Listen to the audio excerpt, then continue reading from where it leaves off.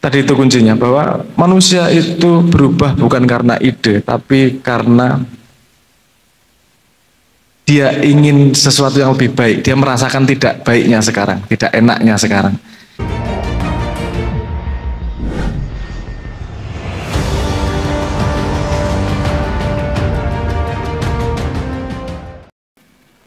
Cek. Oke, bismillahirrahmanirrahim. Assalamualaikum warahmatullahi wabarakatuh. Akhirnya naik panggung juga. Menurut jadwal jam 7:30 saya sudah nunggu dari maghrib tadi. Tapi ada sesuatu dan lain hal ternyata. Tapi alhamdulillah akhirnya sampai sini. Cek, apa lu jelas lagi? Oke. Hari ini kita ngobrol-ngobrol tentang akhlak dan dan aja tausiah yo. Aku duduk kiai gak iso tausiah iki.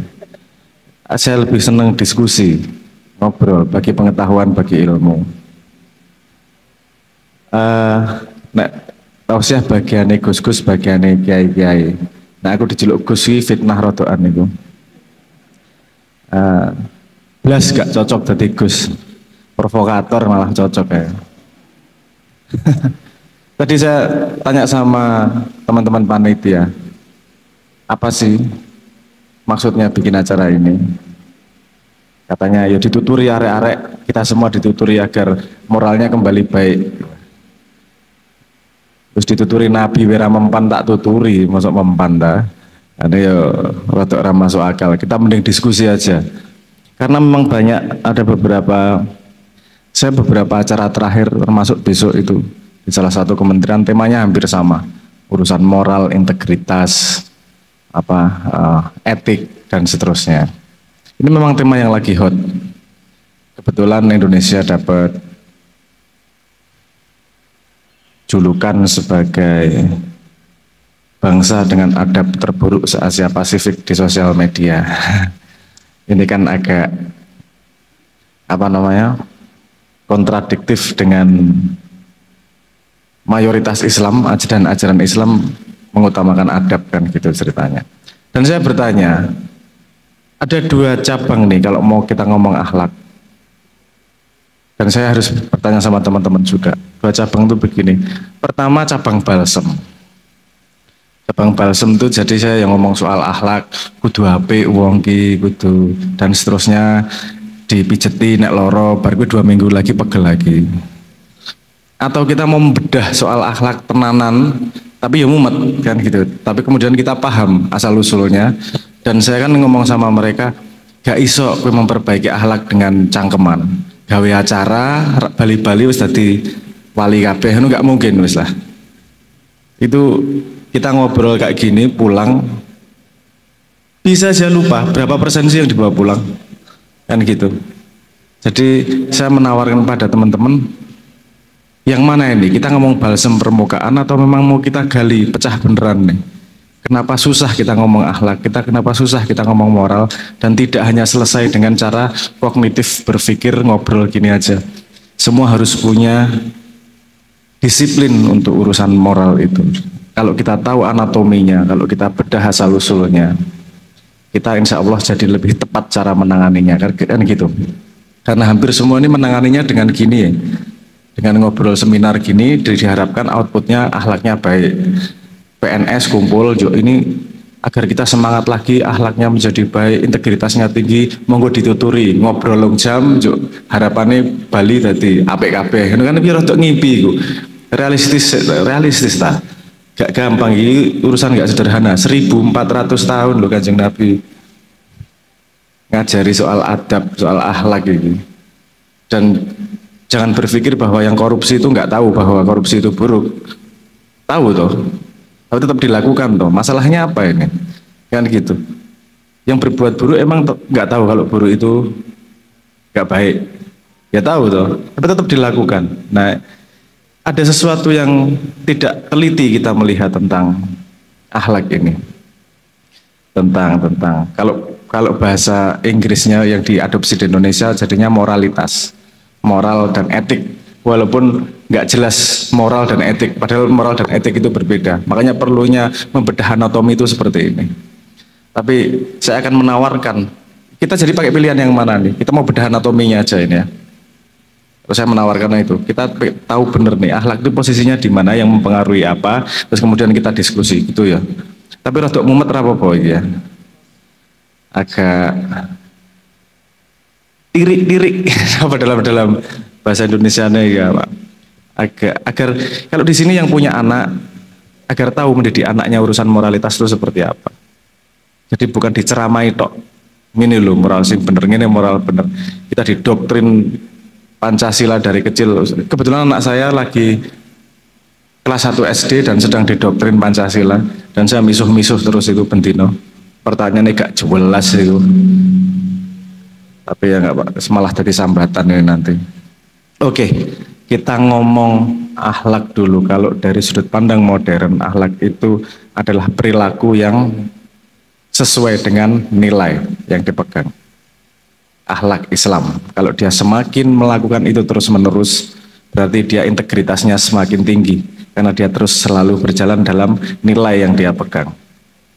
Kita belajar istilah dulu, gitu ya, belajar istilah dulu, karena belajar apa-apa lagi mulai dari yang namanya simple dulu, kayak belajar huruf, baru belajar kata, baru belajar kalimat, baru bisa bikin alinea, dan baru bisa bikin buku kan gitu. Kita urutannya dulu dari konsep yang sampai ke akhlak itu. Manusia akalnya itu guna utamanya untuk membedakan sapi sama ayam, membedakan bapak sama ibu, membedakan sendok sama garpu, termasuk membedakan benar dengan salah. Itu fungsi utama. Akal itu mampu membedakan. Akal yang sudah dewasa kemudian dia bisa mempertemukan dengan yang disebut sebagai kebijaksanaan. Kebijaksanaan mempertemukan, tapi pengetahuan itu membedakan. Pasti pengetahuan itu membedakan. Semakin tajam otaknya, semakin banyak pengetahuannya, semakin banyak yang bisa dipilah perbedaannya. Orang bisa membedakan sapi sama kambing, sapi sama ayam. Tapi semakin dalam ilmunya, sapi bisa dibagi-bagi. Sapi apa? Mercy, ono sapi Bali, limusin kok Mercy. Sapi limusin, sapi Bali, sapi apa? Wah, sapi limusin yang kayak apa? Bisa dipecah lagi, ya bisa dipecah lagi. Itu fungsi akal pengetahuan adalah mampu membedakan. Nah, membedakan itu perlu yang namanya timbangan. Di sini letak dari yang namanya nilai. Manusia pertama, manusia lahir itu selalu mengadopsi yang namanya nilai. Nilai dari orang tuanya, nilai dari gurunya, nilai dari lingkungannya. Kalau ada anak yang lahir di lingkungan penjudi, dia dan melihat sekitarnya main judi terus, dia tidak akan menilai judi itu hal yang buruk karena dilakukan oleh semua orang. Paham maksud saya ya? Karena dia pertama cuma mengadopsi secara random dari sekitarnya. Baru kemudian ketika dewasa dia belajar nilai-nilai yang terkonstruksi dalam narasi ilmu. Narasi ilmu contohnya agama. Jadi mengambil nilai agama itu gunanya untuk bisa membedakan benar dan salah. Paham maksud saya ya? Nilai adalah tonggaknya, alatnya, nilai diadopsi dulu. Kalau mau masuk Islam, nilai pertamanya adalah bersyahadat itu. Berarti semua konsep nilai yang dalam Islam, kita mau masuk ke dalamnya, mau menggunakan itu untuk membedakan benar salah. Nilai. Setelah dia megang nilai, kemudian dia gunakan untuk membedakan benar salah. Nilai kan berdiri sendiri. Ketika dia pakai, dia ambil dulu nilainya, diadopsi. Kemudian dia pakai untuk membedakan benar salah, itu yang namanya moralitas. Makan babi, menurut Islam benar atau salah? Lihat kondisinya. Kalau terpaksa ya boleh, tapi kalau keadaan normal, salah. Kalau tujuannya ke surga. Kalau tujuannya ke neraka ya bener. Mangano babi seagak-agak nek iso ngambil babi yang nyolong dari tempat anak yatim. Kan tingkat-tingkat dosane kuadrat. Jadi moral adalah kemampuan menggunakan nilai untuk membedakan benar dan salah. Baru akal. Setelah itu, kalau dia tahu benar dan salah, dia lakukan benar-benar berdasarkan itu yang namanya etika. Kita kasih contoh. Orang Islam mencuri itu benar atau salah? Salah. Korupsi itu benar atau salah? Dia melakukan berarti dia tidak punya etika terhadap nilainya. Tetap melakukan korupsi. Paham maksud saya ya? Berarti akhlaknya tidak sesuai dengan nilainya. Akhlak adalah konsistensi dia dengan nilai yang dia bilang dia pegang. Itu kuncinya utamanya. Kalau dia lakukan terus-menerus tanpa ada bolong, itu namanya integritas. Semakin dia konsisten melakukan etika sesuai dengan nilainya, itu namanya integritasnya tinggi orang. Gambarnya udah jelas ya. Nilai, moralitas, ada etik, akhlak. Akhlak terus-menerus jadi integritas. Gambarnya udah jelas. Oke. Sekarang kita setelah menggambar dari sisi konsepnya, kita menggambar dari sisi manusianya. Oke. Ini kenapa saya ngomong agak ruwet. Gak apa-apa ya, kita terusin ya. Itu dulu diserap dulu ya. Oke, udah paham. Ada nilai yang kita pegang, kita gunakan untuk membedakan benar salah, namanya moral. Kita lakukan benar-benar. Hasil dari benar salah itu jadinya etik. Jadinya akhlak. Dilakukan terus-menerus secara konsisten, jadinya integritas. Oke ya, petanya sudah jelas. Sekarang dari manusia. Tadi kata kuncinya adalah melakukan sesuatu. Jadi manusia melakukan sesuatu, itu harus dia punya keputusan melakukan. Betul nggak? Kalau Anda melakukan sesuatu, itu asalnya dari mana?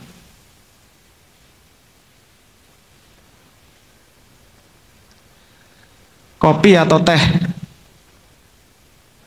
Milih mana? Kopi misalnya. Dari mana asal keputusan itu? Dari akal. Betul ya? Oke. Yang kelihatan di luar itu adalah keputusan pelakunya. Melakukan apa? Dia minum kopi atau minum teh? Yang kelihatan dari luar. Yang nggak kelihatan ada di dalam adalah yang pikirannya terjadi. Itu di dalam dirinya. Pikirannya muter nih. Aku milih apa ya? Kan gitu. Oke. Sekarang pertanyaan, kan semua tadi ketika saya di awal ngomong dipikir, akhlak itu bisa pakai pikiran. Padahal pikiran itu juga tergantung pada sesuatu. Pikiranmu tidak selalu keputusannya sama.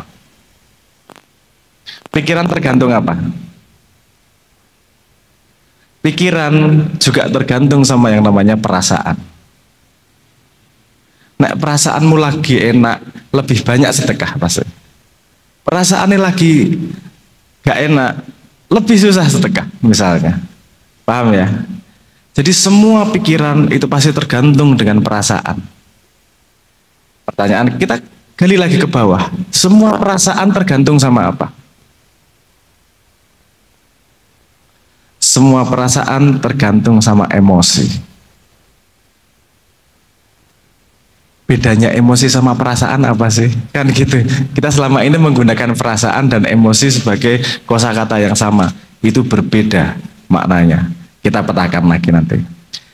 Emosi tergantung apa? Nanti saya jelaskan. Emosi itu bergantung pada apa? Emosi bergantung pada fisiologi badan. Oke. Paling bawah apa namanya? Badan. Yang kamu miliki, wadak. Kan kita mencoba mengurutkan dari badan sampai melakukan sesuatu. Karena akhlak ini melakukan sesuatu nih. Siapa yang melakukan sesuatu? Badan. Kalau kita nggak tahu urutannya, kita nggak akan tahu memperbaikinya gimana. Karena proses ini terjadi dari A sampai Z. Oke. Di badan itu ada jantung yang berdegup, ada darah yang bergerak. Jadi ada energi yang bekerja. Betul? Paham ya? Setelah ada energi bekerja itu, kemudian di atasnya ada yang namanya emosi. Emosi bahasa Inggrisnya apa? Itang itu ngambil dari bahasa Inggris. Emosi bahasa Inggrisnya emotion. Motion itu artinya apa?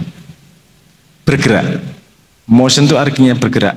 Emotion artinya energy in motion. Energi yang sedang bergerak di dalam tubuh nih. Ini emotion. Jantungnya deg-degan, itu baru emotion. Tapi kalau deg-degan karena naksir, baru perasaan. Deg-degan karena dikejar anjing, ketakutan, itu perasaan. Tapi deg-degannya adalah emotion. Emosi adalah ketika manusia menyadari pergerakan di badannya, menyadari pergerakan energi di badannya. Emosi adalah pergerakan energi di badannya. Emosi yang disadari oleh akal itu namanya perasaan.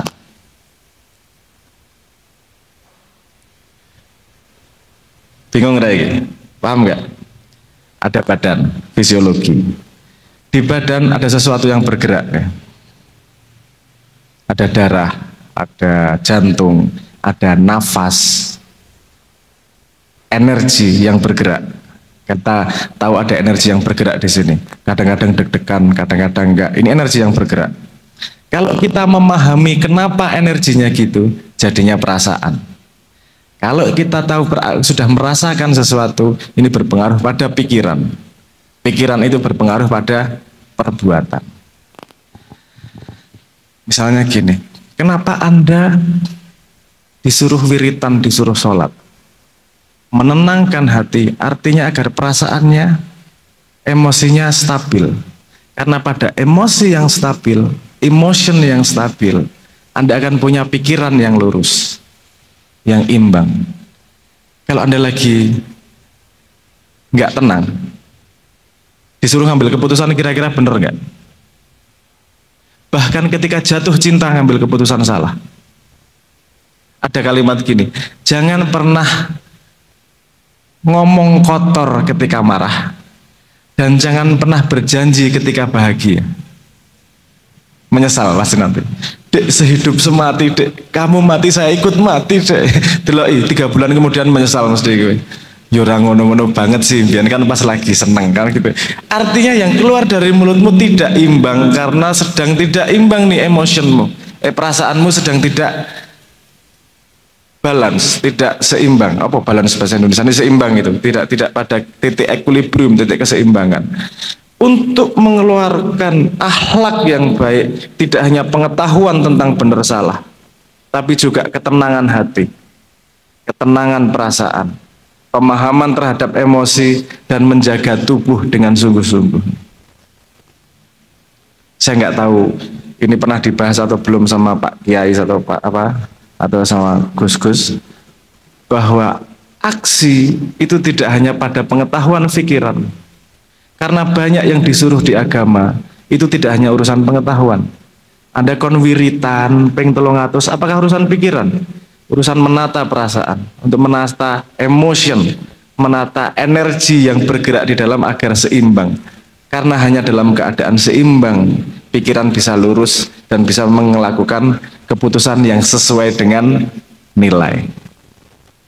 Paham nggak gambarnya? Aku bikin 2 gambar yang agak berbeda ini tadi. Paham ya? Jadi manusia layarnya ada fisik. Kenapa Anda olahraga ada yang ngomong nggak ada gunanya? Itu gunanya. Kalau badanmu sering olahraga, jaga nggak usah olahraga yang kencang-kencang. Sehari jalan 30 menit aja. Atau misalnya 5.000 langkah, 6.000 langkah misalnya. Itu menjaga emotionnya tetap bergerak dengan stabil. Karena jantung manusia itu geraknya nggak stabil. Nggak stabil. Kalau Anda ngomong 75, itu ngitungnya rata-rata.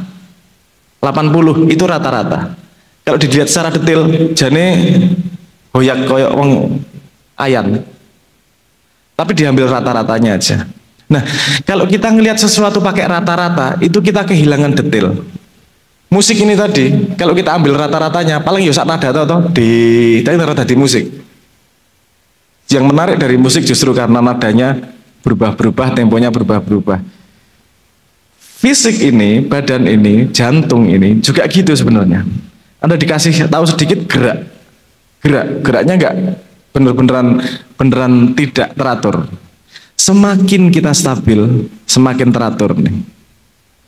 Jadi otaknya tidak seperti di apa sih namanya lobotomi. Anda pernah dengar lobotomi nggak? Kejauhan lah. Jadi otaknya waras ngono wae lah gampangnya. Itu apa istilahnya apa kalau nggak seimbang itu bikin lobotomi sendiri di otaknya itu. Tapi intinya gitu, ada beberapa lapisan fondasi yang berurutan di situ. Fisikmu sehat, emotionmu stabil, energi yang bergerak stabil. Energi yang bergerak stabil, kamu lebih bisa mengenali rasa. Perasaan adalah pengetahuan tentang emotion. Pengetahuan tentang energi yang bergerak di badan. Kalau ada yang belajar yoga, ada belajar cakra duduk Naruto ya. Ini penonton Naruto belajar cakra itu kayak Kakashi po. Kaki Bunshin no Jutsu bukan itu maksud saya. Tapi ada yang lahir dari pernapasan misalnya. Itu disiplin-disiplin yang belajar tentang wadak. Gimana kita mengenal emotion, energi yang bergerak itu. Kundalini kayak bangsanya gitu-gitu loh. Itu pengen mengenali emotion, energi yang bergerak di dalam tubuh. Karena semakin kita mengenal, semakin terbuka. Kalau dunia tradisional mengatakan perasaan itu bisa dibagi sampai 70.000 tentang emotion ini tadi, yang bisa dikenali itu bisa sampai 70.000. Padahal kita sehari-hari pakai berapa nih? Ya sedih, marah, kecewa, paling orang ngasih rolas, nggak sampai 15. Padahal kalau dibedakan, kalau dari disiplin tradisional ada 70.000, kalau dari disiplin modern ada 34.000. Jadi banyak energi, jenis energi yang bergerak di dalam diri kita.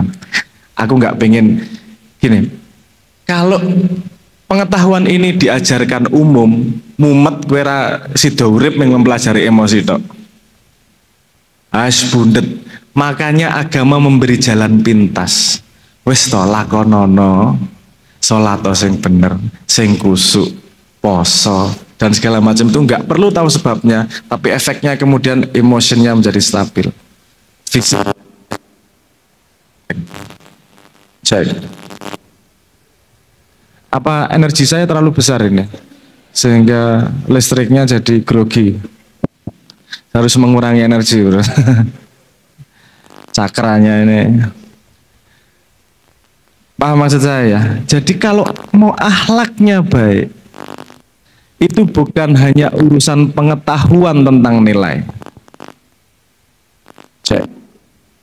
Cek. Mati. Cek. Cek. Cek. Speakernya ngentut.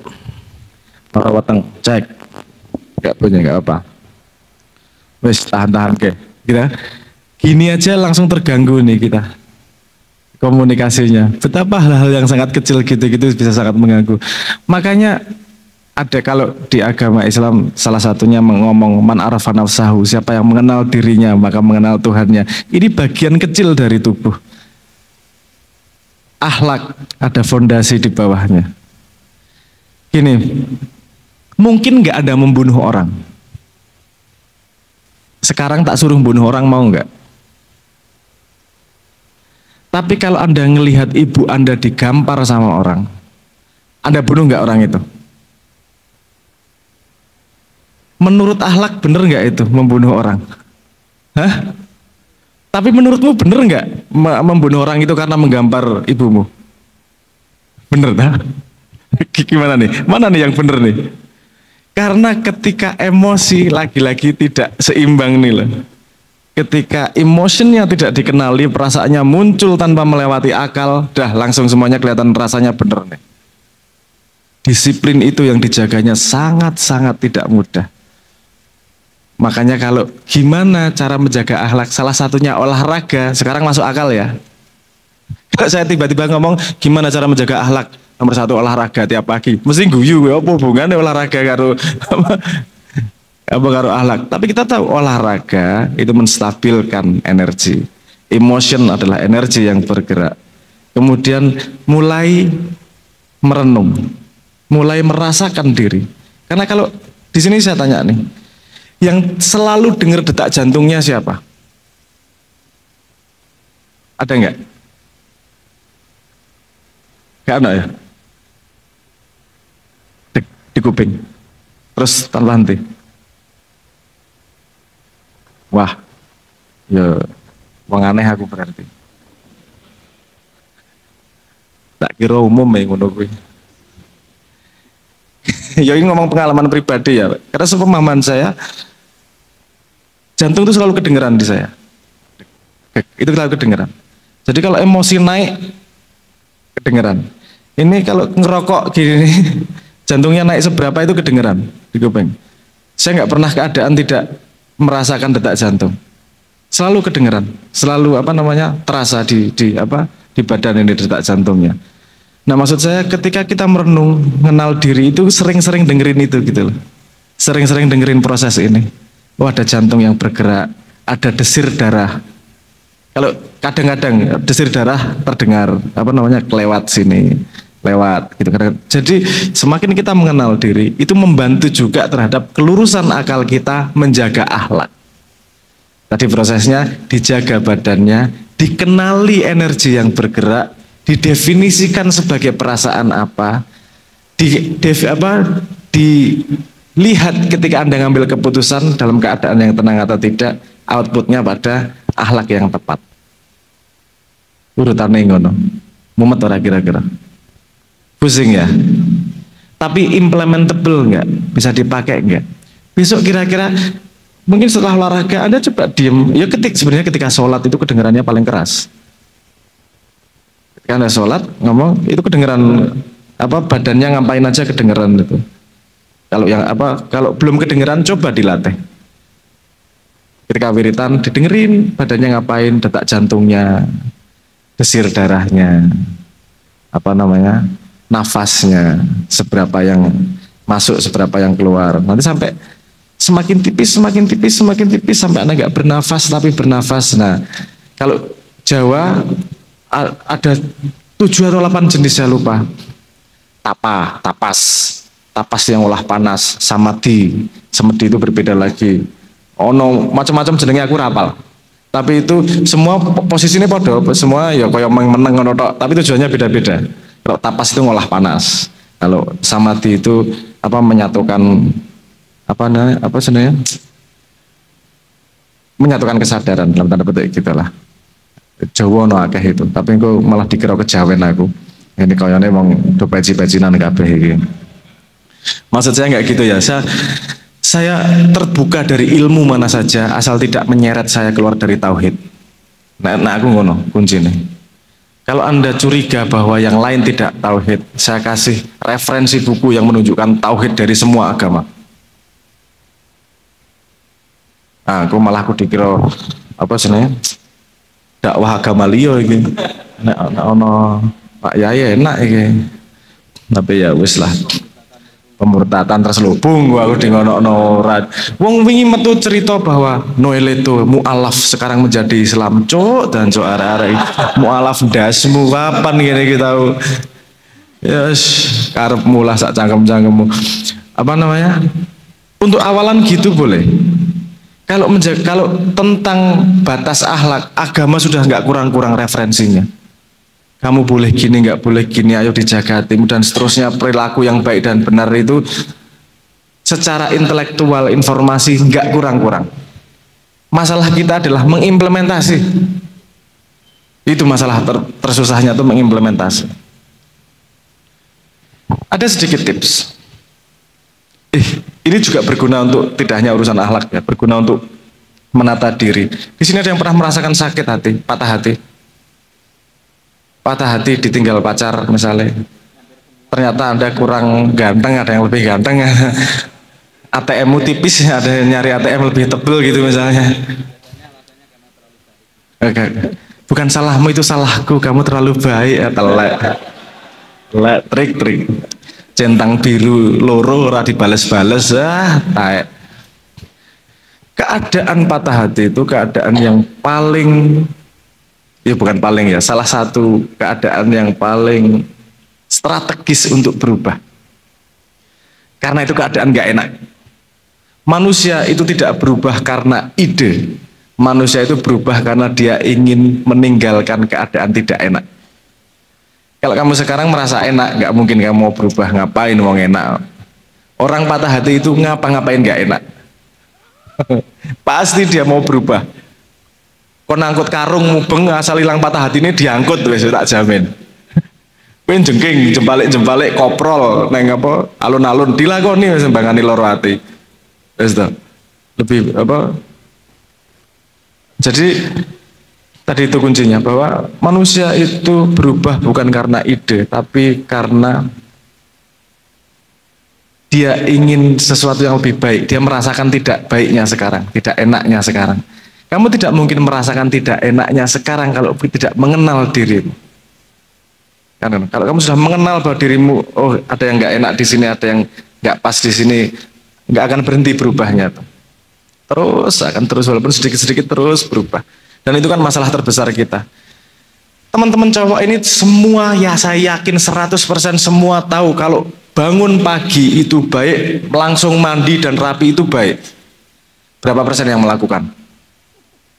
Luwih enak turu toh. Kamu tahu itu lebih baik, tapi luwih enak turu. Itu apa namanya? Hampir dari semua kita apa namanya punya masalah itu. Kasih aku ya duwe masalah ngono. Susah kayak gitu tuh. Ada trik sedikit gini ketika kamu belajar mengenal diri. Kalau kamu ngasih tahu adikmu atau anakmu, pasti keras ngasih taunya untuk kebaikan dia, betul nggak? Coba lakukan sama dirimu. Ajak ngobrol diri. Ini lagi patah hati ya Leo. Oh alah. Ayo toh sabar tenang aja. Ini semua akan berlalu. Tenang aja. Dirimu yang tua dan bijaksana memberitahu dirimu yang sedang sakit hati, patah hati. Dirimu yang sebagai cita-cita, maksudnya gini, sebagai cita-cita. Kamu pengen jadi orang terbaik. Ini kan cita-cita lagi. Dirimu yang jadi yang terbaik itu marahin dirimu yang sekarang. Yo, males-males toh. Ayo toh, mangkat toh. Ketika kita ada komunikasi, kita membelah diri. Tapi ketika kita punya komunikasi gitu, itu melatih kita untuk berdialektika dengan diri. Dan yang itu tadi, man arafa nafsahu, melatih untuk mengenal diri itu. Jak ngobrol loro atine, jak ngobrol sakit atine, jak ngobrol males ketak diri sendiri dan seterusnya lah. Tinggal mainan di layer mana, karena kita sudah tahu layernya tadi. Di layer fisik, di layer emotion, energy in motion, atau di layer feeling, perasaan, atau di layer intelektual, atau di layer action. Kalau mau nyari referensinya, ini ada ilmu berbeda-beda yang nunjuknya ke situ nih. Nunjuknya ke apa? Dia membedah hal yang berbeda. Kalau fisik ya yoga atau biologi atau olahraga itu fisik. Emotion itu ya apa ilmu-ilmu tentang cakra apa yo kundalini dan seterusnya itu ada teknik pernafasan Wim Hof. Kalau apa namanya? Pernah dengar Wim Hof? Gak pernah dengar ya? Oke. Kamu cari di apa namanya YouTube atau di Wim Hof itu ngene iki. Dia itu bisa renang di kutub utara mengkatokan cendak tok. Kuwi rada edan wong kuwi. Kok piye kata ora kadem iki? Kenalan loh. Dia bilang saya punya teknik nih untuk ngolah apa namanya? Ngolah energi. Ditaruhin di dalam lab. Oke. Taruhin air dingin kedinginan dia, terus ayo dinaikin temperatur tubuhmu. Dia pakai tekniknya, dia temperaturnya naik, seret, stabil. Gak kedinginan lagi. Dia bisa mengontrol panas dalam tubuhnya. Pakai sebuah teknik pernafasan yang dia temukan sendiri karena belajar dari nenek moyangnya, dari kulturnya. Nenek Jawa tapas itu tadi, panas. Bapak mengolah panas, energi itu kan dari panas. Nek mau ngerasakan panas paling gampang kan puasa. Nek puasa kan hatinya panas. ngelih, panasan, pengen ngantemi wong rasanya itu panasnya cuman nggak diolah, cuman dirasakan keluar tapi belum diolah nih. Seharusnya ya ada teknik-tekniknya apa namanya tentang mengolah itu. Jadi menurut saya ambil sumber-sumber itu. Nenek moyangmu bukan orang bodoh, nenek moyangmu orang pandai. Cuman mungkin nggak pakai bahasa modern. Jadi cara ngobrolnya berbeda, cara menyampaikan ilmunya berbeda. Tapi jangan buang ilmu apapun sebelum tahu. Kamu nggak berhak buang apapun sebelum kamu tahu. Kalau kamu tahu terus nggak berharga, buang nggak masalah. Tapi kenal aja belum sudah nyala-nyalain syirik, kafir, kok kenal durung ya. Kenalan dhisik, masuk dulu baru kemudian putuskan untuk mau atau enggak kan gitu. Dari sudut pandang curiosity, keingintahuan. Oke ya, daripada saya ngomong kepanjangan, saya ngasih di meja prasmanan dua konsep itu tadi. Ada value, ada nilai, ada moralitas, dan ada etik atau akhlak. Dan pada titik yang sama, saya akar ke manusia yang berbeda. Ada fisik, ada energi yang bergerak, emotion, energy in motion, ada perasaan atau feeling, kemudian ada intelektual. Ini tumpuan satu di atas yang lain. Intelektual baru keluar sebagai keputusan, action. Nah ini bertemu dengan konsep ini tadi pada keputusan perilaku yang berakhlak atau tidak. Awalnya ngoten dhisik nggih.